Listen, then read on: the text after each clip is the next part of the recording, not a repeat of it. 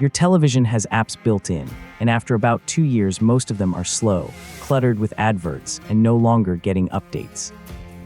A streaming device fixes all 3 problems for less than the cost of a night out, and it will make a 5-year-old TV feel new again. The catch is that these boxes are not really competing on picture quality. They are competing on which company's world you want to live inches. One is fast and ad-free, but costs the most. One is the cheapest and has every app on earth. And one is still the only sensible choice if you run your own media server. We tested the 6 that matter and matched each to the household it fits. Prices are in euros and dollars.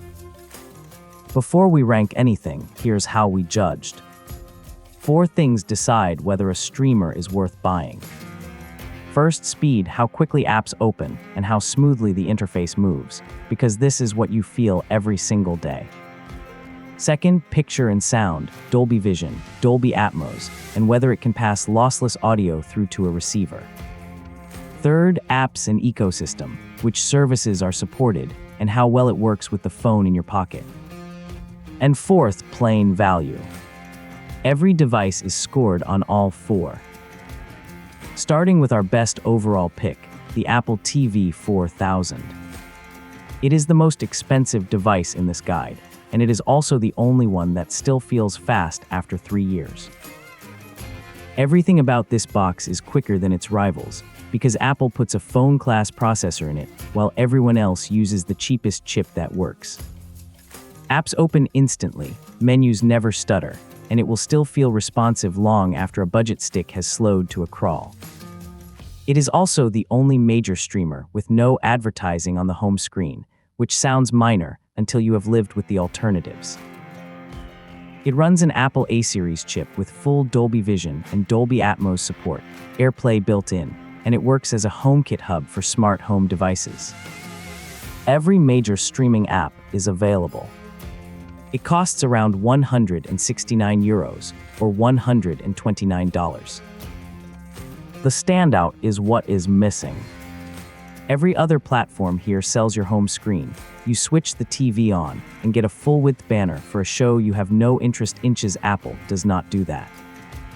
You see your apps, you press the one you want, and you are watching. It is a small thing on paper, and the single biggest quality of life difference in daily use. What we love, it is comfortably the fastest and smoothest device here. There are no adverts anywhere in the interface. And AirPlay plus the HomeKit hub make it far more useful than a streaming box alone. The catch is, it costs roughly 3 times a Roku stick, and the picture on Netflix is identical on both. And a lot of what makes it special only pays off if you already carry an iPhone. Bottom line, if you want the best streaming experience there is and you can stomach the price, this is it. And if you own an iPhone, it is not even a close decision. Next, our best value pick, the Roku Streaming Stick 4000. This is the one we buy most often, and rarely for ourselves. Roku's advantage is that it does not want to sell you anything else.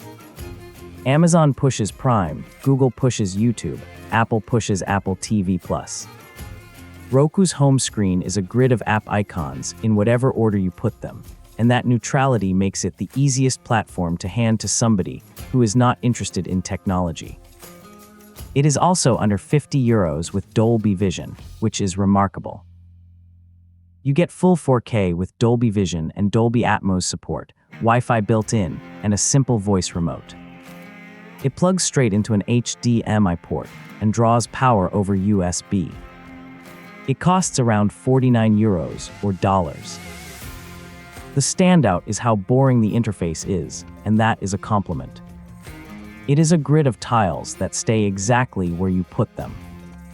Nothing rearranges itself. No algorithmic feed decides what you should see today.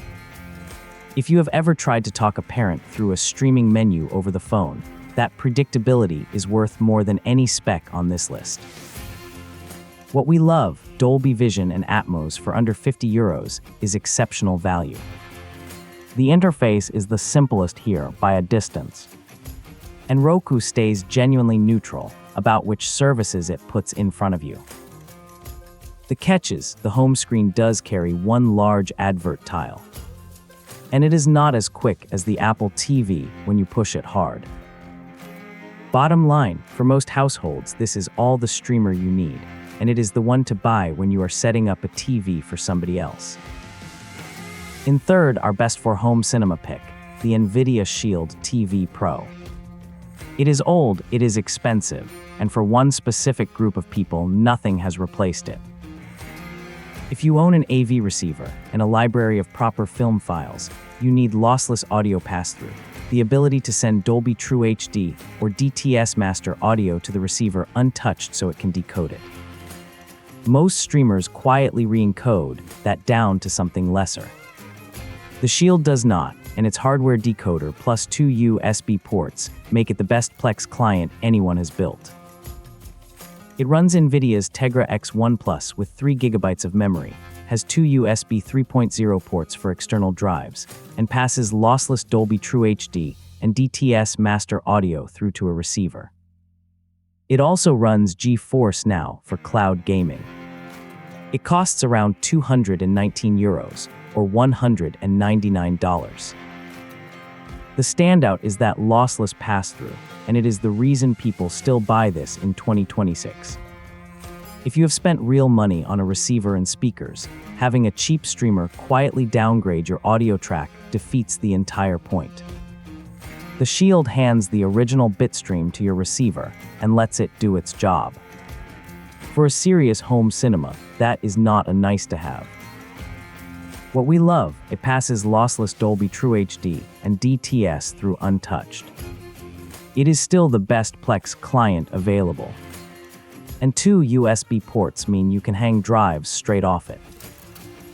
The catch is, the hardware is genuinely old now, and the price has not moved to reflect that. And if you do not own a receiver or run a media server, you are paying a lot for features you will never touch. Bottom line, if you run Plex or you own a proper AV receiver, this is still the only real answer. Everyone else should buy something cheaper. In fourth, our best for smart home pick, the Google TV Streamer 4000. This is the box that replaced the Chromecast, and it does considerably more. Google turned its streamer into a smart home hub. If you run Nest cameras or Google Home devices, this thing puts your doorbell feed on the television when someone rings, and it controls your lights and thermostat from the remote.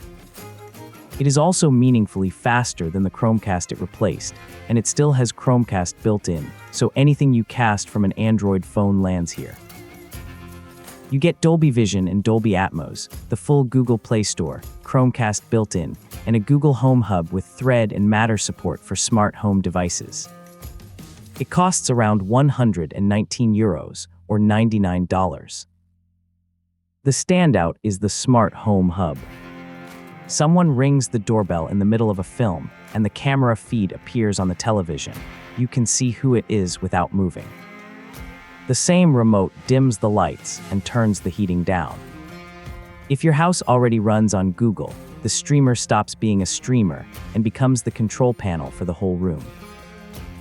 What we love, the built-in Google Home Hub genuinely earns its place. Voice search is the best of any streamer here. And you get the full Play Store plus proper Chromecast support. The catch is, Google's home screen leans hard on promoted content, and you cannot fully turn that off. And outside the Google ecosystem, most of what justifies the price goes unused. Bottom line, if your house runs on Google Home and Nest, this is the obvious pick. If it does not, save the money and buy the Roku. In fifth, our best for Alexa pick, the Amazon Fire TV Stick 4000 Max. If you already talk to Alexa, this fits your house perfectly. This is the fastest Fire Stick Amazon has made, and it adds Wi-Fi 6E, which genuinely matters if your router is far from the television and 4K stream stutter. Alexa is built in, so the same voice commands you use for your lights and your shopping list now control the TV. And Amazon discounts these constantly. The list price is rarely the price you pay. You get Dolby Vision and Dolby Atmos, Wi-Fi 6E for a more stable connection, and Alexa built into the remote. It plugs into an HDMI port and draws power over USB. List price is around €69 or $59, and it drops well below that in sales. The standout is Wi-Fi 6E, which is a boring spec that solves a very real problem. In a block of flats, dozens of routers fight over the same frequencies, and cheap streamers respond by dropping your 4K stream down to something blurry. The 6 GHz band is far less crowded, so the picture holds. If your streaming buffers and you have blamed your internet, this is often the actual fix. What we love, Alexa built-in makes it a natural fit for a house that already uses it. Wi-Fi 6E genuinely improves stability. And it goes on sale so often that it is frequently the cheapest good streamer you can buy. The catch is, this is the most advert-heavy platform in the guide by a wide margin. And Amazon's own services are pushed relentlessly, whether you subscribe or not. Bottom line, if your home already runs on Alexa, or you simply want the most streamer for the least money in a sale, this is the one to watch for. And finally, our best budget pick, the Roku Express 4000 Plus. This is the cheapest device in the guide by some distance. This is not the streamer for your main television, and Roku would not pretend otherwise. It is the one you buy for the bedroom, the kitchen, the caravan, or the old TV at your parents' house. It runs the same clean Roku software as our value pick, gives you real 4K HDR, and costs about the same as 2 cinema tickets. You get 4K with HDR10, but no Dolby Vision and no Atmos over dual-band Wi-Fi with the standard Roku remote. It costs around €35 or $39. The standout is simply the price against what it does. On a bedroom television watched for an hour before sleep, nobody is auditing Dolby Vision. What matters is that Netflix opens and the picture is sharp, and this does both for about €35. Buying a flagship streamer for a secondary screen is money you could spend on something you would actually notice. What we love, genuine 4K HD, are streaming for around €35. It runs the same simple, neutral Roku interface as our value pick. And it is exactly right for a second screen. The catch is, there is no Dolby Vision and no Atmos, so on a good TV and sound system you are leaving quality behind. And it is the slowest device here. Bottom line, for a secondary television or the tightest possible budget, this does the job for less than anything else worth buying. Side by side, it is clear. The Apple TV 4000 is the fastest and cleanest experience there is, and the only one with no adverts. The Roku Streaming Stick 4000 delivers Dolby Vision for under €50 and the simplest interface anyone has built. The Nvidia Shield is irreplaceable if you run Plex or own a receiver, and pointless if you do not. The Google TV Streamer turns your television into a smart home panel, while the Fire TV Stick 4000 Max is the natural fit for an Alexa house and constantly on sale. And the Roku Express 4000 Plus covers the second television for the price of 2 cinema tickets. There is no single best, only the right box for the house you live inches. So here is the simple way to decide. Want the fastest experience with no adverts, and maybe you own an iPhone? The Apple TV 4000. Want the sensible choice that anyone in the house can use? The Roku Streaming Stick 4000. Do you run Plex or own an AV receiver? The Nvidia Shield.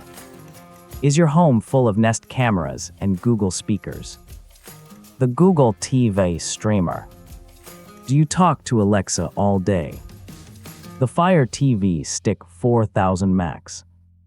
And if it is for a bedroom or a spare television, the Roku Express 4000 Plus.